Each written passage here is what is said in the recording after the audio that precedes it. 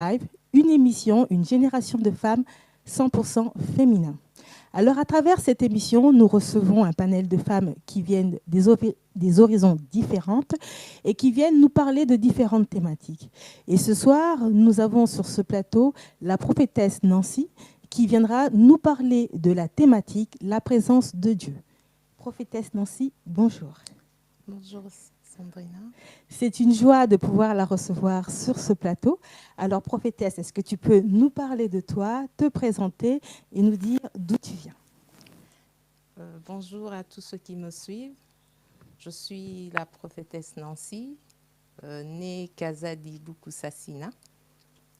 J'évolue ici à Paris et je suis l'initiatrice du mouvement de la main de Dieu, qui est simplement un ministère qui accomplit sa mission dans l'accompagnement des personnes qui ont des défis, qui ont des problèmes. Nous les soutenons et nous les accompagnons dans la prière par des moments d'intercession. Et nombre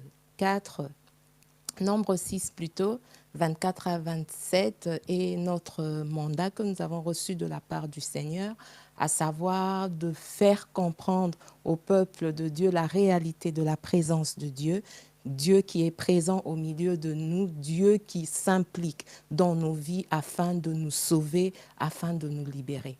En quelques mots, c'est ce que je peux vous dire sur ma présentation. Alors, donc, ce soir, nous allons aborder de la présence de Dieu. Alors, la question est, qu'est-ce que c'est que la présence de Dieu? D'emblée, je dirais que la présence de Dieu, c'est le fait, je définirais d'abord le mot présence, qui est simplement le fait d'être, le fait de vivre, le fait de... Quand on dit, par exemple, aujourd'hui, quand on parle de la présence de la sœur Sandrina, de la présence de Sandrina, par exemple, on réalise que Sandrina est là. On réalise qu'elle vit, on réalise qu'elle est vivante, qu'elle a du mouvement. Et donc, je dirais, le fait de parler de la présence de Dieu, c'est de parler de Dieu. Je dirais que la présence de Dieu, c'est Dieu lui-même. Alors, cet être dont on parle, Dieu, qui est-il réellement? Comment on peut le percevoir? Aujourd'hui, une personne qui nous écoute, qui se doute ou qui sait peut-être ce que c'est que la présence de Dieu, mais qui sait aussi ce que c'est que la notion de Dieu, mais pour celle qui ne sait pas ou qui se pose des questions, comment définir finalement ce Dieu-là? Si je peux me permettre, je veux me retracer dans la Bible, dès le commencement, dans le livre de Genèse. La Bible parle de Dieu comme étant le créateur de toutes choses. Et quand nous lisons à partir de Genèse 1, la Bible montre comment Dieu a eu à créer la terre et le monde avec tout ce qu'il renferme. Et ensuite, Dieu a créé l'homme. Et le but de Dieu en créant l'homme, c'était de demeurer avec l'homme, c'était de rester avec l'homme. C'est comme ça qu'on voit la création d'Adam et Ève. Dans Genèse 2, dans Genèse 3, la Bible nous parle de la création de l'homme et comment la Bible soulève même en nous montrant que vraiment le but de Dieu, c'était de demeurer et de rester avec l'homme. Ça se prouve dans le sens où quand Adam et Ève ont péché, la Bible montre que le soir, Dieu parcourait le jardin et à un certain moment, il a cherché l'homme. Ça montre, je dirais, un désir de Dieu de demeurer et de rester avec l'homme. Mais simplement par le péché, le fait que Adam et Ève avaient péché, cette communion était brisée. Et la Bible montre encore, j'aimerais même, je vous donne la référence pour les personnes qui ont leur Bible, pour peut-être le lire après. Donc, dans Genèse 2, dans Genèse 3, au verset 8, je lis, « Le soir, un vent léger se met à souffler. Le Seigneur Dieu se promène dans le jardin. L'homme et la femme l'entendent et ils se cachent devant lui parmi les arbres du jardin. » Donc, par ce passage, on peut comprendre que le désir de Dieu qui était en créant l'homme de demeurer, de rester avec l'homme, parcourait le soir le jardin pour pouvoir rester communiqué avec l'homme. Mais par le péché, cette relation avait été brisée. C'est ce qui fait que la Bible montre que Dieu avait confectionné des feuilles pour pouvoir couvrir l'homme parce que l'homme se retrouvait nu, avait pris conscience qu'il était nu. Et ce geste, au fait, est une préfiguration du sacrifice de Jésus à la croix.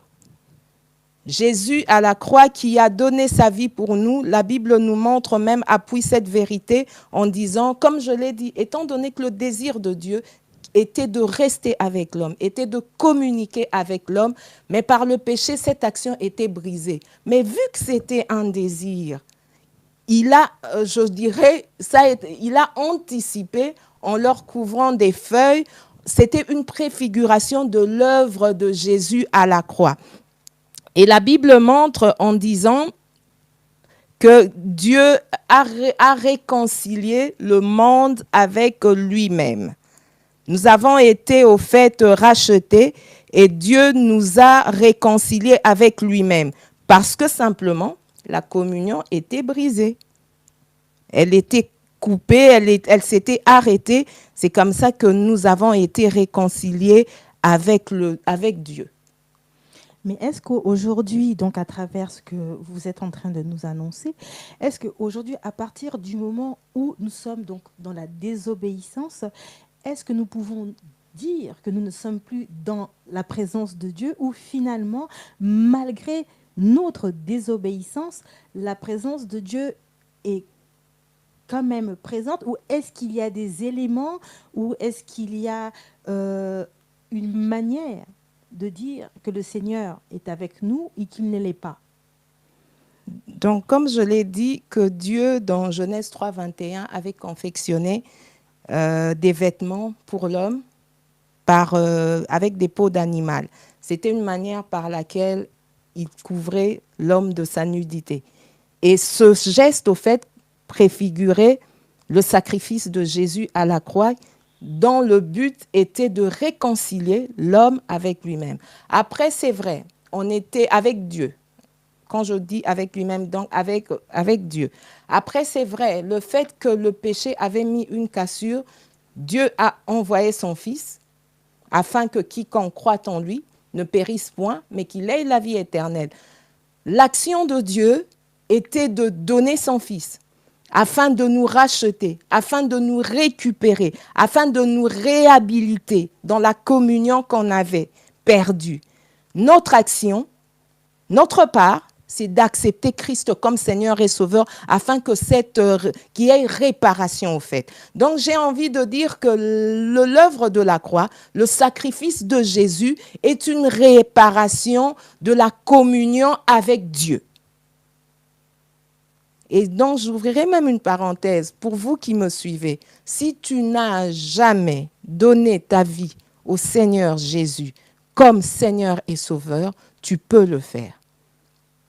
Parce que comprends que tu es une créature de Dieu et Dieu t'a créé afin que tu demeures avec lui, afin que tu restes avec lui.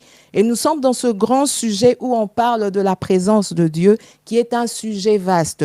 Mais ce soir, nous voulons aborder la présence de Dieu comme étant la présence d'Emmanuel.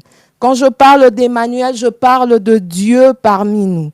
J'ai eu à nous dire que Dieu, le but du Seigneur, le but de Dieu, c'était de demeurer avec nous. C'était de rester avec nous.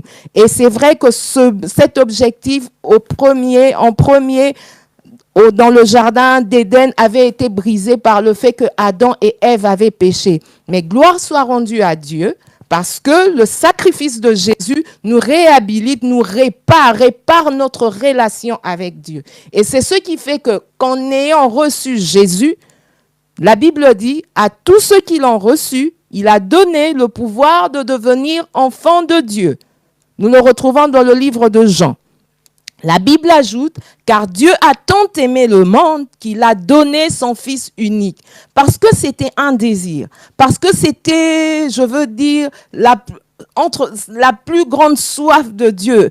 L'amour de Dieu a fait que Jésus est venu mourir à la croix pour nous. C'était la part de Dieu.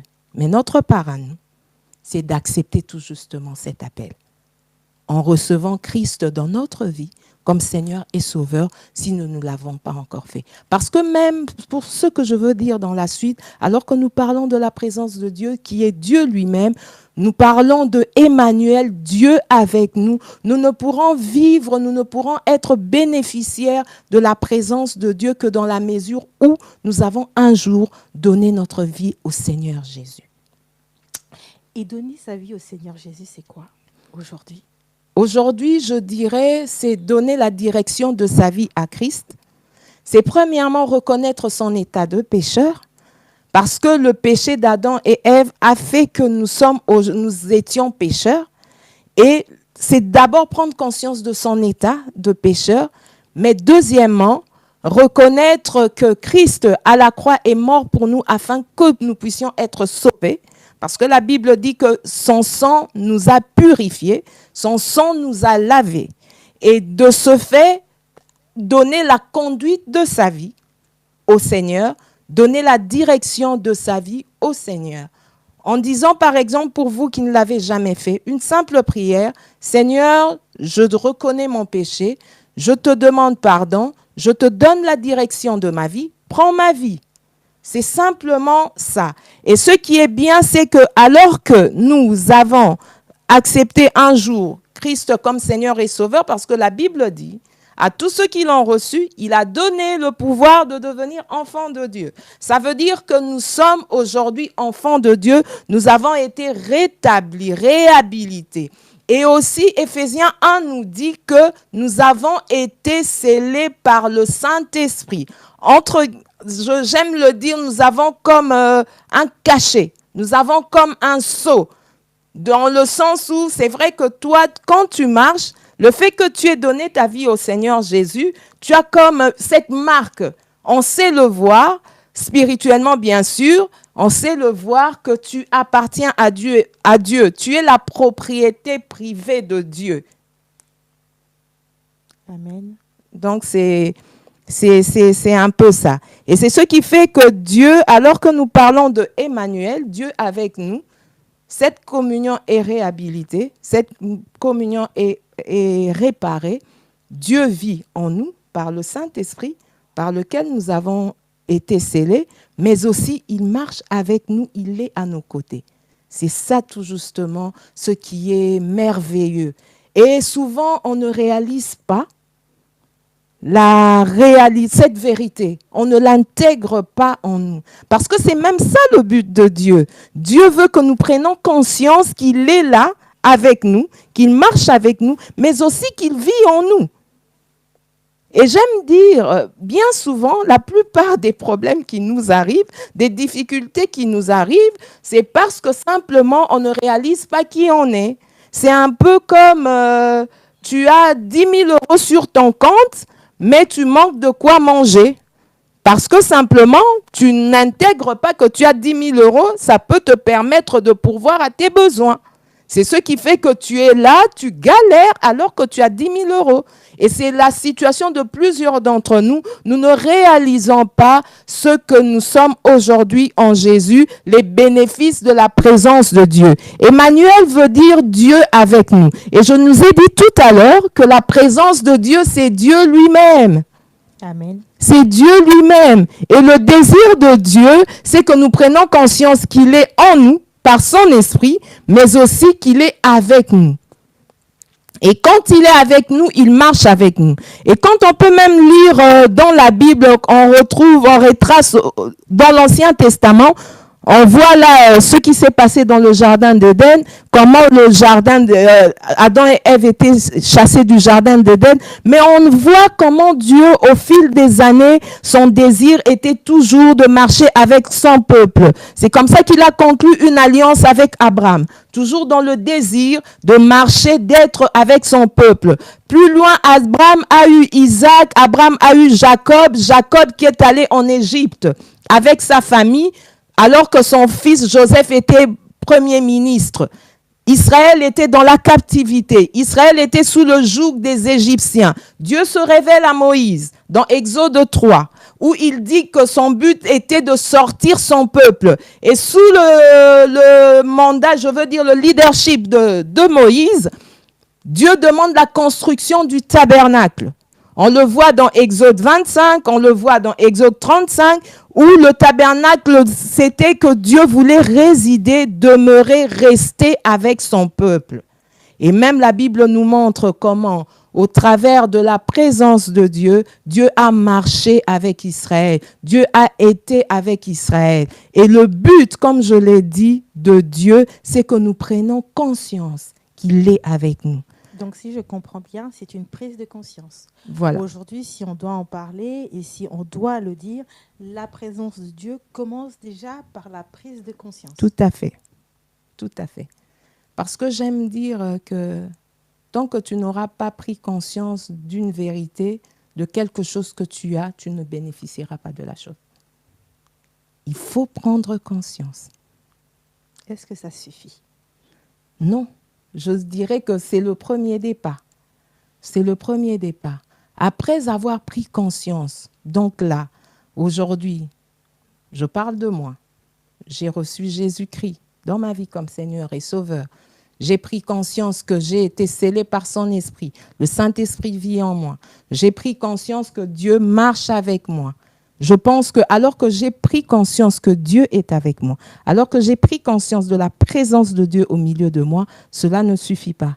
Il est important, je dirais, d'entretenir. Parce qu'au fait, le fait même que je prenne conscience de la présence de Dieu, je suis dans un échange, je suis dans une relation. Cette relation qui a commencé le jour où j'ai accepté Christ dans ma vie comme Seigneur et Sauveur. Je suis dans une relation que j'entretiens. Comment je l'entretiens? Par ma vie, comme dit souvent communément, on utilise le terme ma vie de prière. Je parlerai là, moi j'aime plus parler dans les termes d'intimité. J'aime plus parler dans les termes de communion. Parce que je peux être en relation avec X, mais forcément ne pas être en intimité avec. C'est un fait. Voilà. Et je pars du fait que cette relation, je suis dans un échange où je le développe par mon intimité, par la proximité que j'ai avec Dieu. J'ai vraiment réalisé, moi, Nancy, que Dieu est avec moi. Et c'est quoi cette proximité avec le Seigneur? Qu'est-ce que tu peux nous en dire? Déjà, j'ai pris conscience qu'il est avec moi. Ça veut dire qu'il marche avec moi.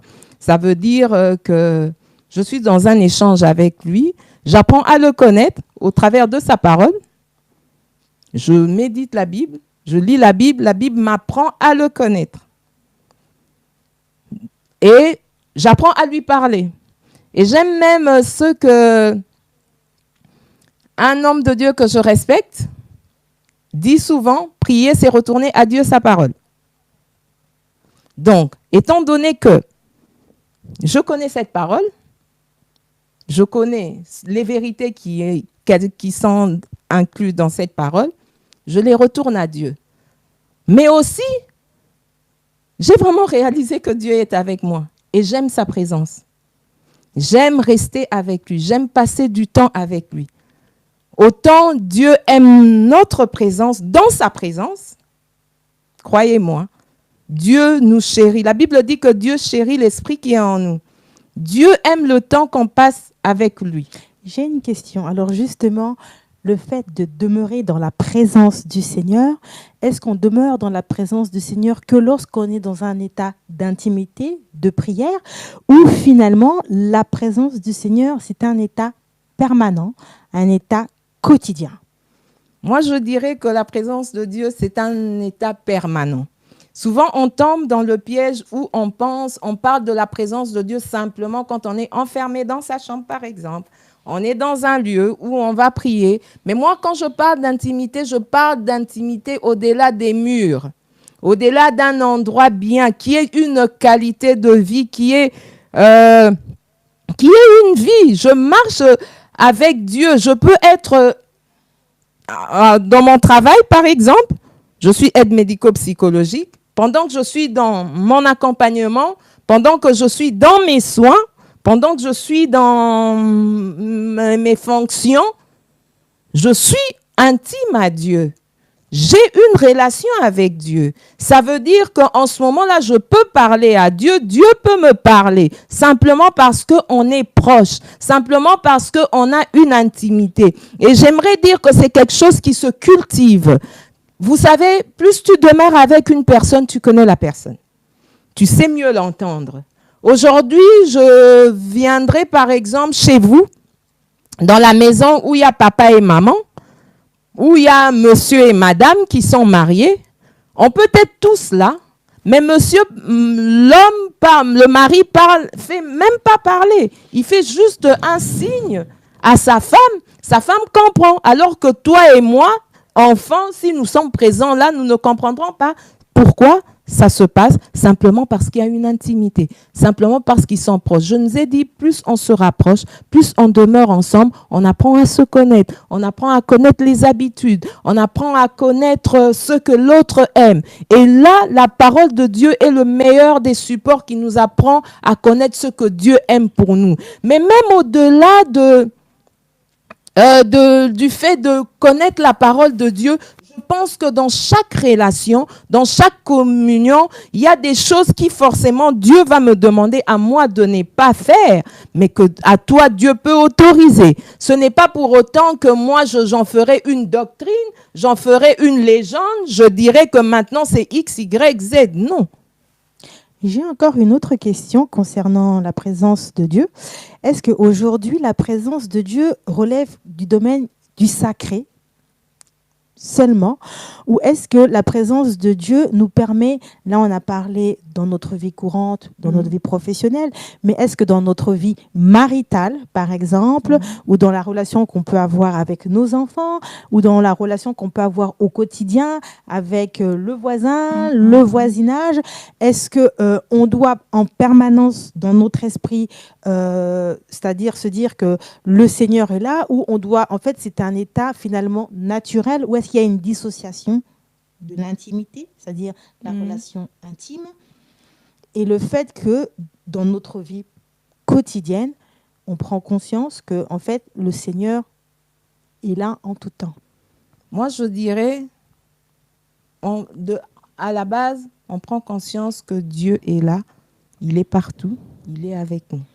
Après, cette vérité, alors qu'on l'intègre, d'où on a parlé de la prise de conscience, qui est le premier départ, mais je crois que cette intimité, je veux dire cette relation se développe par notre intimité avec Dieu.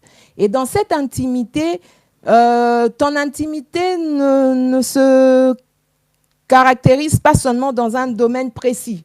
À supposer que tu es prédicateur, tu te dis la présence de Dieu, c'est seulement... Non. Quand je parle de la présence de Dieu, c'est dans tous les domaines. Et même quand nous lisons la Bible, nous voyons que Dieu accompagnait Israël dans toute leur démarche.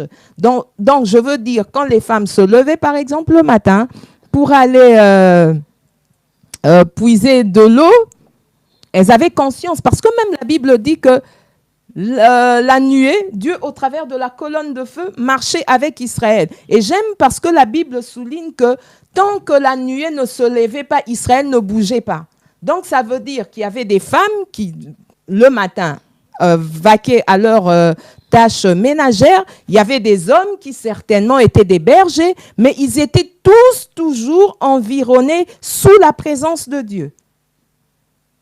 Donc, c'est pour vous répondre en disant que moi, j'estime qu'elle est dans tous les domaines. Et personnellement, je vis la présence de Dieu. Je vis Dieu qui m'accompagne, même dans ma prise en charge de travail. Je peux voir comment Dieu me soutient. Je peux voir comment Dieu... Je travaille avec un public déficient qui, des fois, ont des troubles de comportement. Mais je peux voir comment Dieu me soutient dans la prise en charge, dans le sens où ces personnes sont apaisées, dans le sens où, des fois, quand ils ont des troubles de comportement, ils peuvent vraiment être apaisés. Et la présence de Dieu, elle nous aide dans tout, même dans notre caractère. Comme je nous disais, je reviendrai souvent dans l'intimité. Quand on demeure, quand on reste, on est intime à Dieu. La présence de Dieu nous façonne. Justement, concernant ça, j'ai une question. On me pose la question, comment avoir une intimité parfaite avec Dieu? J'ai envie de dire que l'intimité parfaite, on tend vers la perfection. Et l'intimité, elle s'accroît. Je donne un exemple pour me faire comprendre. Hier, par exemple, je priais 5 minutes. Hier, par exemple, je m'énervais facilement. Mais aujourd'hui, le fait que je demeure, reste avec Dieu, Dieu parfait mon caractère. Et je prends souvent l'exemple de Moïse. C'est un personnage de la Bible que j'aime beaucoup. Je médite beaucoup sur la vie de cet homme parce que la Bible montre, quand Dieu l'a appelé dans Exode 3, le refus, avant qu'il n'accepte la mission que Dieu lui avait donnée, le refus de Moïse était basé aux déceptions qu'il avait eues. Parce qu'une fois, il a voulu sauver un de ses frères, vu qu'il avait tué l'Égyptien, un de ses frères, il avait connu le rejet de ses frères. C'est ce qui fait que quand l'histoire était connue, il s'était enfui dans le désert. Et quand Dieu se révèle à lui pour lui dire que je t'envoie, on pouvait voir que Moïse était frustré par ce qui s'était passé. Mais le fait qu'il était dans la présence de Dieu, je crois que Dieu a su parfaire sur son cœur, a su penser son cœur. Donc, j'aimerais dire que la perfection, on l'atteint du jour au jour. Dans le sens où chaque fois que nous nous tenons dans la présence de Dieu, j'aime dire, Dieu vient ôter ce qu'il y a à ôter, mais il vient également mettre ce qu'il y a à mettre de plus en nous. Afin que nous puissions, parce que l'objectif, c'est que nous puissions atteindre la stature parfaite, que nous puissions devenir comme Christ. Et donc, dans la présence de Dieu, par notre intimité qui peut commencer à 5 minutes, et demain à 10, et après à 15, ainsi de suite. Donc, si tu es encore à 5 minutes, je t'encourage à aller dans 10.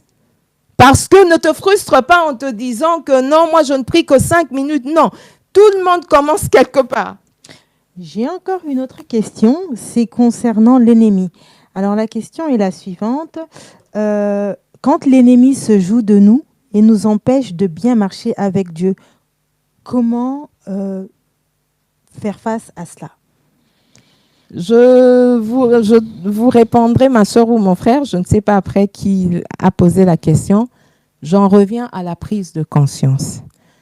Quand je parle du fait que Dieu a réconcilié le monde avec lui-même par le sacrifice de Jésus à la croix, Colossiens 3, 14 et la suite nous montrent qu'à la croix, Christ a vaincu Satan. Entre autres, les condamnations. Parce que souvent, aujourd'hui, on utilise souvent ce terme. Oh, les familles condamnées. Oh. On utilise souvent ce terme. Et moi, j'aime dire que la Bible nous dit dans Colossiens 3, 14, c'est l'un des versets que j'aime beaucoup. La Bible dit qu'il a effacé l'acte dont les ordonnances nous condamnaient et qui subsistaient contre nous. Les réclamations du diable, tu peux les avoir. Mais c'est à toi encore de prendre conscience, comme je l'ai dit, de la présence de Dieu, de prendre conscience de ce que Jésus a accompli à la croix pour toi. J'aime même souvent dire, souvent on parle de l'esprit de poursuite. Vous l'entendez souvent? Tout à fait, constamment d'ailleurs. Alors, moi je dis, j'aime illustrer Exode 14. La Bible nous raconte là le récit de la sortie d'Israël de l'Égypte. À un certain moment, j'aime la Bible dit que Dieu, au travers de la colonne de feu, parce qu'en fait, la présence de Dieu dans l'Ancien Testament, surtout sous les enfants d'Israël, se manifestait par la nuée, par la colonne de feu. Et la Bible dit que Dieu, au travers de la colonne de feu, vient se mettre entre le camp des Égyptiens et le camp des enfants d'Israël. C'est ce qui fait que les deux camps ne se rapprochaient pas. Et donc, j'aimerais simplement vous répondre en vous disant que prenez conscience de l'œuvre de la croix. Le diable, la Bible dit que c'est un menteur. Et lui, ce qu'il fait, il vient injecter, il vient te faire croire que tu es sous le joug, il vient te faire croire. Au fait, c'est à toi de prendre conscience de la réalité, de la présence de Dieu, de la réalité de ce que Jésus a accompli pour toi à la croix. Et aussi, Romains nous dit que par l'Esprit de Dieu, nous faisons mourir les œuvres de la chair. Donc, toujours parlons de la présence de Dieu. Le Saint-Esprit t'aide à faire mourir les œuvres de la chair. D'où le bénéfice de demeurer dans l'intimité avec Dieu. D'où le bénéfice d'avoir cette relation avec Dieu parce que ta capacité vient de Dieu. Le Saint-Esprit pourra t'aider. Autrefois, tu insultais, autrefois tu te mettais en colère. Le Saint-Esprit, lui, est capable de t'aider à ne plus le faire. Il en est capable. Et j'aime aussi le dire selon Ésaïe 6, c'est que la présence de Dieu a des vertus purificatrices. Amen. J'ai encore une autre question. La présence de Dieu est une puissance à ne pas négliger. Alors pourquoi nous l'oublions souvent? Même si on a conscience, même si on demeure, même si on prie depuis des années, mais on a souvent tendance à oublier que le Seigneur est une puissance. Cela est dû à quoi? Je veux déjà rectifier et dire que la présence de Dieu, donc Dieu lui-même n'est pas une puissance. Il a la puissance. Amen. Il a la force. Il est une personne comme toi et moi, ayant une puissance, ayant la force. Habakkuk nous dit que dans sa présence se trouve la puissance et la force. Donc c'est déjà ça. C'est ça tout justement ce dans quoi le diable nous emmène souvent.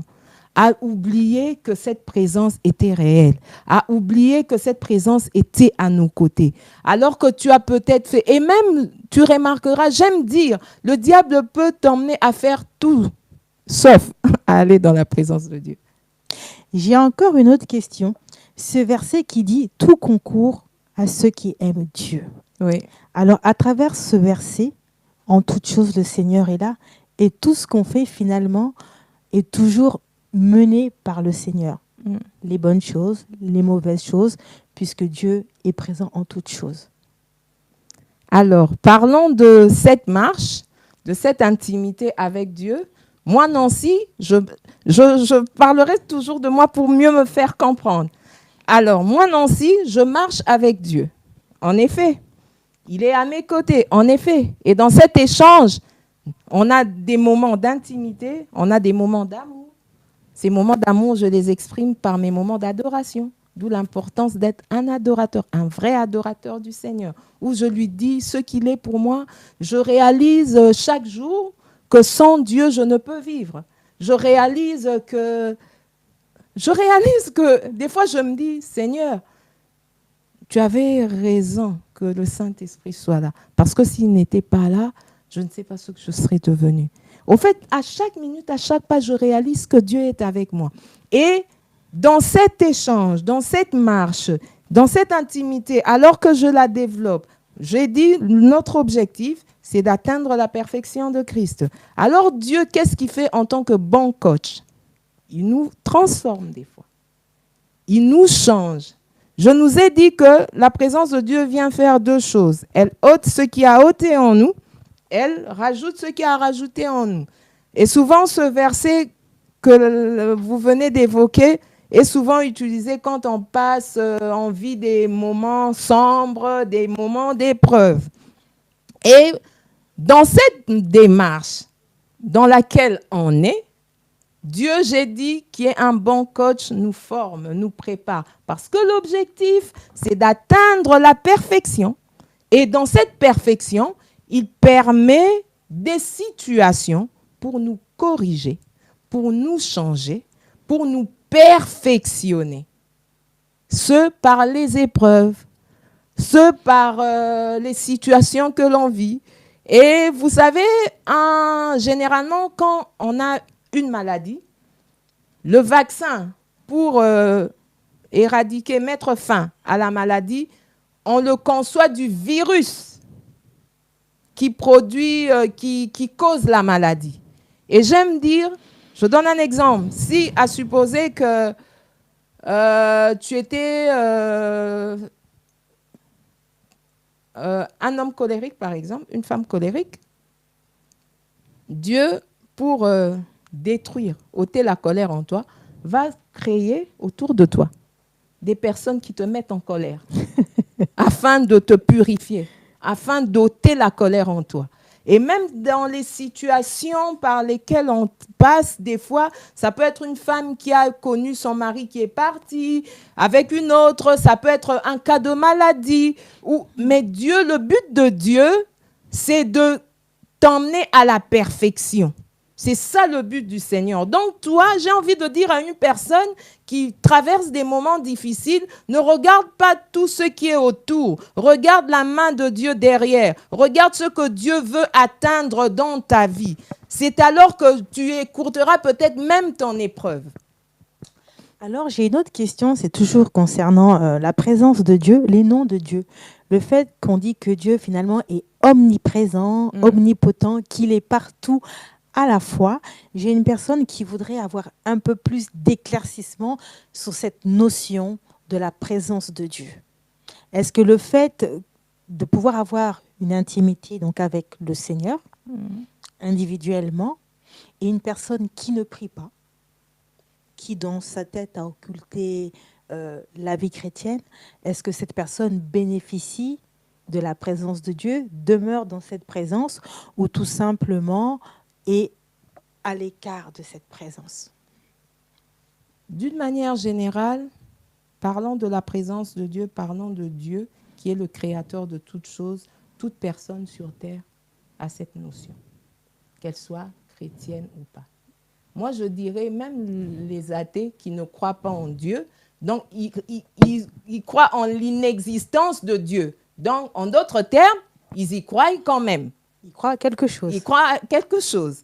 Donc, toute personne sur terre a cette notion de Dieu. Après, quand nous parlons de l'intimité avec Dieu, nous parlons d'Emmanuel avec Dieu, je nous ai dit quand j'introduisais le sujet que le premier des pas, c'est d'accepter Christ comme Seigneur et Sauveur. Donc, pour cette personne qui veut bénéficier de cette présence, qui veut marcher avec Dieu, il est important qu'elle prenne conscience, qu'elle donne sa vie, qu'elle accepte Christ comme Seigneur et Sauveur. Après, j'ai envie de dire, cette personne, par exemple, qui ne connaît pas Christ, qui n'a jamais donné sa vie au Seigneur Jésus comme étant Seigneur et Sauveur, il peut certainement réaliser que Dieu est là. La preuve est que tu peux trouver une personne qui se trouve dans un cas, qui crie par exemple le nom de Jésus.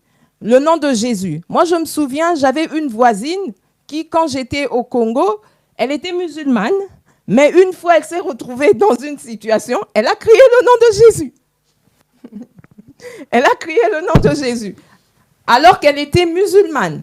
Donc, moi je dirais, pour bénéficier de la présence de Dieu, parce qu'il y a des bénéfices, et même c'est dans ça que l'on est, quand on parle de Emmanuel avec nous, il est important de donner, d'accepter Jésus dans sa vie comme Seigneur et Sauveur. Parce que c'est au fait la clé qui te donne l'accès, qui te donne les bénéfices. C'est comme un pass. Tu es aujourd'hui dans ton travail pour accéder, même dans les logiciels qu'on utilise pour, comme instrument de travail, d'outils, tu as besoin d'un pass pour accéder. Et le fait de donner sa vie à Jésus, d'accepter Christ comme Seigneur et Sauveur, je dirais que c'est le pass.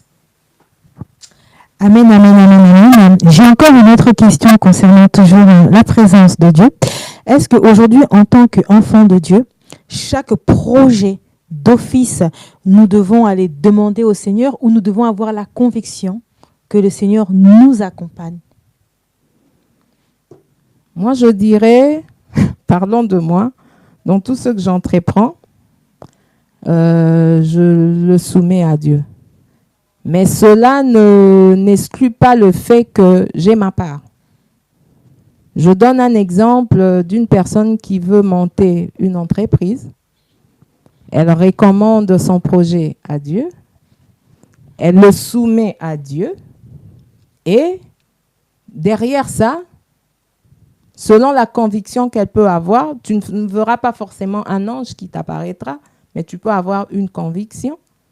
d'une manière ou d'une autre, mais toi, derrière ça, tu fais ta part. Je travaille souvent dans mon domaine, on conçoit des projets. Et chaque fois qu'on conçoit un projet par rapport aux résidents, aux patients qu'on accompagne, on établit le projet, on donne les objectifs, on donne les moyens pour l'accomplissement du projet. Et après, on soumet le projet à la direction qui, elle, valide pour savoir si c'est faisable, si voilà. Et quand le projet est validé, c'est alors qu'on peut l'exécuter. Mais le tout, c'est de soumettre. Et derrière ça, quand on soumet, on donne les moyens, on établit bien ce qu'on est censé faire. Tu as peur, par exemple, ton projet de devenir entrepreneur, créer une société. Tu le soumets à Dieu en tant que bon chrétien, ayant une intimité avec Dieu. Seigneur, voici mon projet. Tu sens une paix en toi. Mais après, tu ne croises pas tes bras. Je pense que tu as des Il y a démarches tout un chemin à faire derrière. Des démarches administratives à faire. Et même sur le plan technique, si c'est une société d'informatique, par exemple, tu vas concevoir ordinateur, le matériel. Donc, le tout, c'est de présenter son projet à Dieu. Et c'est alors que Dieu, d'une certaine manière, il te le fera savoir, il conduira tes pas. Parce que la Bible dit, tu entendras une voix qui te dira, voici le chemin, marche. J'ai encore une autre question, c'est sur la conviction. Alors, est-ce que quand on a la conviction, donc l'assurance que le Seigneur est avec nous, que le Seigneur est présent dans notre vie, est-ce que ça nous donne le droit de nous retrouver face à des situations où, entre guillemets, limite, comme on dit souvent dans le jargon, de tenter Dieu, comme on l'entend. C'est-à-dire que comme j'ai le Seigneur avec moi, je peux aller dans tel endroit, ou je peux faire telle chose, parce que je suis sûre que le Seigneur m'accompagne. Est-ce qu'on peut avoir ce côté où on peut avoir cet esprit où on a un défi, l'audace, où il faut savoir le gérer? Après, moi j'ai envie de dire que, ayant le Saint-Esprit à nos côtés, étant dans cette intimité, la Bible l'appelle l'esprit sage. On parle de l'esprit de sagesse et d'intelligence. Alors, pour donner un exemple par rapport à ce que vous dites, tu sais par exemple que, c'est vrai, le Seigneur est avec toi. À la croix, Christ a tout accompli. Il a vaincu les maladies. Tu te retrouves dans un hôpital où tu as des séropositifs. Et il y a peut-être des seringues qui sont là, utilisées par les séropositifs. Sans que tu ne te protèges, tu vas toucher. Alors que tu sais, tu te dis, Dieu est avec moi. J'aimerais te dire que tu seras contaminé. Tu seras contaminé. Ou encore, tu te retrouves souvent dans les hôpitaux et tout, dans les hôpitaux, et même dans les structures paramédicales, il y a des patients des fois qui ont des infections, qui sont mis en quarantaine. Et on nous demande souvent, quand c'est comme ça, de nous protéger. Quand on entre, on est bien protégé. Je prends, ça peut être de la tuberculose, peut-être, ça peut être une autre maladie, mais qui est une infection. Facilement, tu peux être contaminé. Et on met un dispositif pour te protéger de manière à ce que même quand tu es en contact avec la personne, que tu ne sois pas contaminé. Alors toi, tu te dis, Dieu est avec moi. C'est une bonne chose déjà de prendre conscience, d'avoir cette assurance que Dieu est avec toi. Mais j'aimerais te dire, alors que tu vas, sans te protéger, tu seras contaminé. Et là, ce sera, je veux dire, ton manque de sagesse qui va t'emmener à la maladie. Or, le Saint-Esprit à nos côtés, il nous aide, il nous rend intelligents. Il y a de ces choses, moi j'ai vu, je voulais le faire, il me dit ça ne fait pas, si tu le fais, ça va te créer des problèmes. Ça ne fait... J'ai vu le Saint-Esprit le faire. Au fait, cette intimité, au-delà du fait que tu l'adores, au-delà du fait que tu demeures avec lui, mais il t'enseigne. La Bible dit même du Saint-Esprit qu'il nous enseignera toutes choses. Et toute chose, moi j'aime dire, c'est toute chose. Il va t'enseigner comment te tenir. Il va même t'enseigner alors que tu peux être dans une réunion, comment te tenir avec des autorités. Il va t'enseigner comment savoir parler à ton autorité, par exemple, à ton responsable hiérarchique. Ce sont des choses que le Saint-Esprit peut t'enseigner. Il y a des choses que tu as peut-être appris dans ton éducation, dans ton parcours. Il te les rappelle. Ou même des choses que tu n'as pas appris à l'école, mais lui t'apprend. Est-ce qu'on peut dire que le Saint-Esprit peut nous accompagner à transcrire ce qui est spirituel à l'état matériel?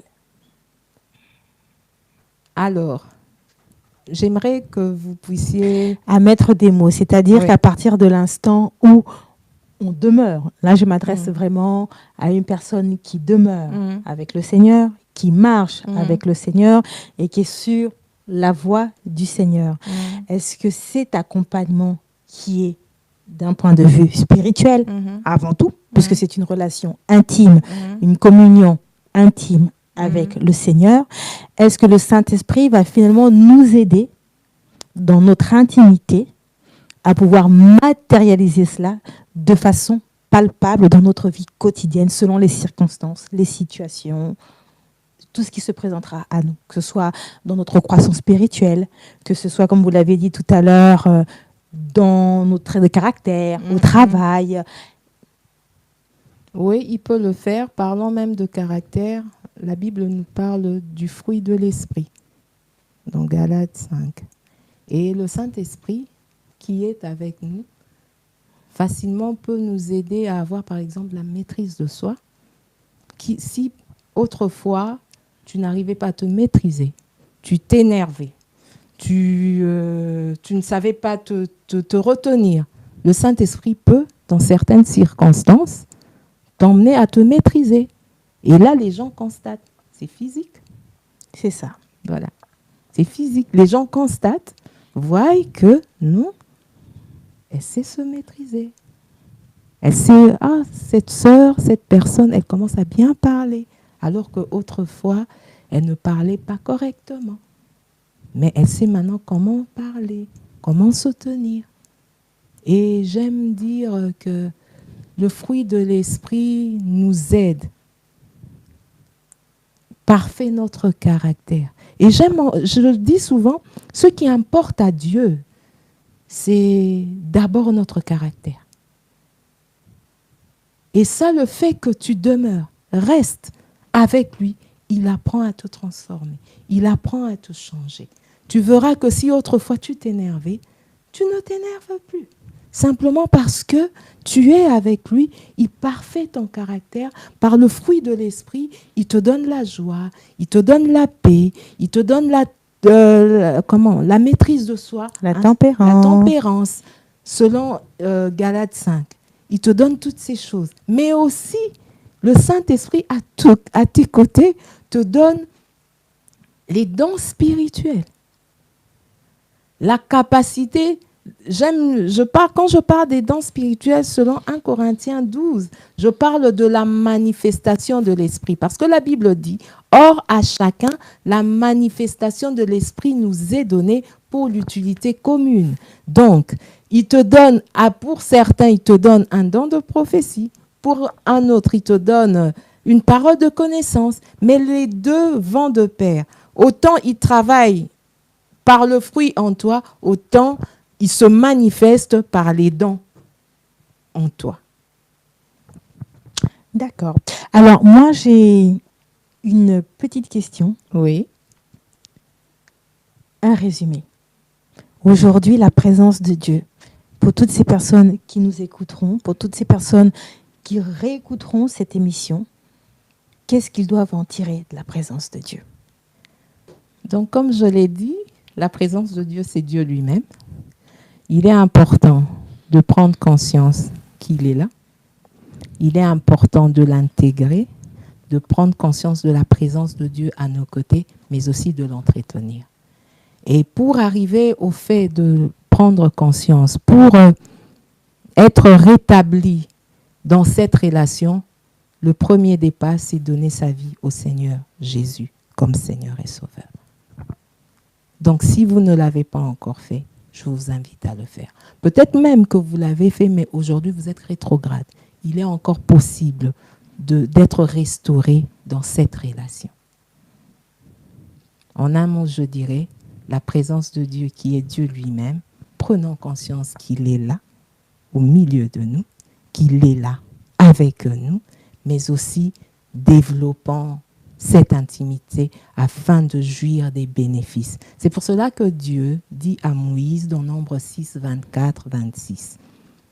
Il dit, c'est ainsi que Aaron et ses fils placeront mon nom au milieu des enfants d'Israël en disant, et c'est la prière que je suis en train de faire pour vous, que l'Éternel vous bénisse et vous garde.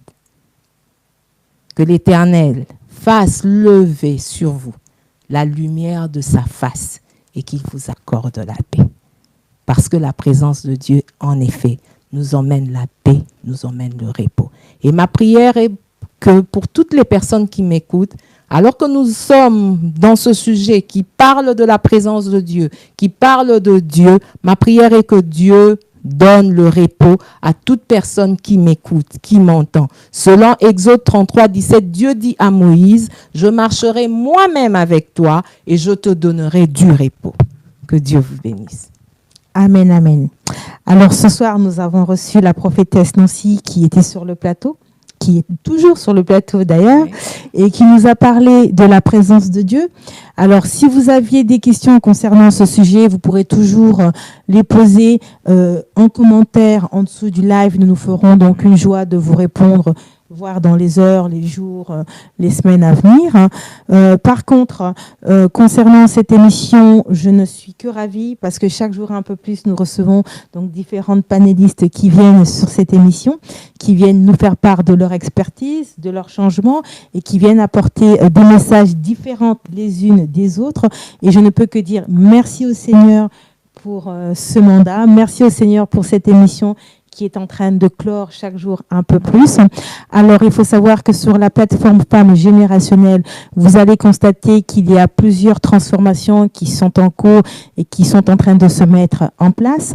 Il faut savoir qu'à travers cette plateforme, il y a pas mal d'événements qui sont en cours. D'où samedi, il y a l'atelier de Miali qui était là, je pense, il y a quelques semaines, et qui était venu nous parler comment devenir une entreprise inspirante. Ce samedi, son atelier aura lieu sur Paris. Elle viendra nous parler de l'art du storytelling qui est très nécessaire et très important pour toute personne qui justement se retrouve dans un milieu entrepreneurial, mais aussi pour ta vie quotidienne, savoir comment raconter l'histoire de ta vie et savoir comment finalement te vendre dans ta vie quotidienne en permanence. Il y a aussi donc la prochaine émission qui aura lieu le 20 août et nous aurons une autre panéliste, donc Laetitia, qui viendra nous parler de la connaissance de soi, Laetitia Gombolo, qui viendra nous parler de ce thème. Et bien évidemment, dans les jours et dans les mois à venir, nous aurons d'autres femmes qui passeront sur ce plateau avec des thèmes différents les unes des autres. Quant à moi, je suis ravie de pouvoir vous retrouver sur ce plateau, mais aussi à travers Femmes Générationnelles. Alors, si vous avez des questions, n'hésitez pas à nous les poser. Si vous avez des suggestions, c'est pareil. N'hésitez pas de nous écrire. Il faut savoir que cette année-ci, la deuxième édition du Bootcamp de l'entrepreneuse est de retour à partir du 1er novembre. Donc, nous sommes en train de constituer l'équipe en amont. Alors, vous avez dû voir les publications passer à travers nos réseaux sociaux. Vous êtes intéressés, n'hésitez pas. Nous sommes ouverts à toute proposition. Alors, soyons nombreuses autour de ce thème. L'entrepreneuriat au féminin, c'est pour chacun de nous. Il n'y a pas une question de se dire que je suis moins capable que l'une ou que l'autre. Au contraire, bien évidemment, osons, allons de l'avant, battons-nous, soyons dans l'action, demeurons vraiment des femmes audacieuses, des femmes de prière, bien évidemment, mais aussi des femmes qui veulent briller. Briller pas pour notre gloire personnelle, mais tout simplement pour le royaume. Montrons que nous sommes vraiment une armée de femmes qui va de l'avant et qui progresse. Alors, je vous remercie pour cette émission. Je remercie la prophétesse Nancy. Merci. Est-ce qu'elle a quelque chose qu'elle veut encore nous dire sur la fin de cette émission? Juste vous remercier pour l'invitation. Et aussi remercier tout le public qui nous a suivis.